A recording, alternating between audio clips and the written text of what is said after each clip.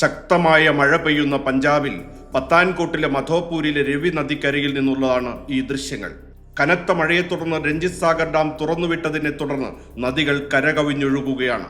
കരകവിഞ്ഞൊഴുകിയ നദിക്കും പ്രളയജലത്തിനുമിടയിൽ ഒറ്റപ്പെട്ട ഒരു പഴഞ്ചൻ ഇരുനില കെട്ടിടം. ഏതു നിമിഷവും തകർന്നു വീഴാവുന്ന കെട്ടിടത്തിൽ 22 CRPF ജവാന്മാരുൾപ്പെടെ 25 മനുഷ്യജീവനുകൾ.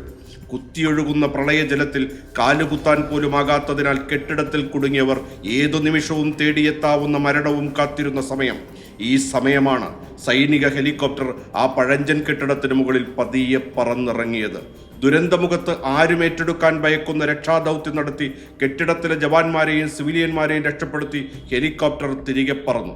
ഏതാനും മിനിറ്റുകൾക്കകം കുത്തിയൊഴുകുന്ന വെള്ളത്തിലേക്ക് ഇരുനില കെട്ടിടത്തിന്റെ പകുതിയും കൂപ്പുകുത്തി വീണു. ശേഷിച്ചവരെ രക്ഷിക്കാനായി ഹെലികോപ്റ്റർ തിരികെ എത്തുന്ന നിമിഷമായിരുന്നു ഈ തകർച്ച.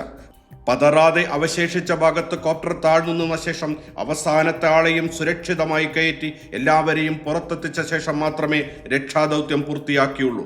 ദുർഘടമായ ദുരന്തമുഖത്ത് ഞെട്ടിക്കുന്ന രക്ഷാദൗത്യവും തുടർന്നുള്ള കാഴ്ചകളും ഇന്ത്യൻ ആർമി തന്നെയാണ് സാമൂഹിക മാധ്യമ പേജിലൂടെ പങ്കുവച്ചത്.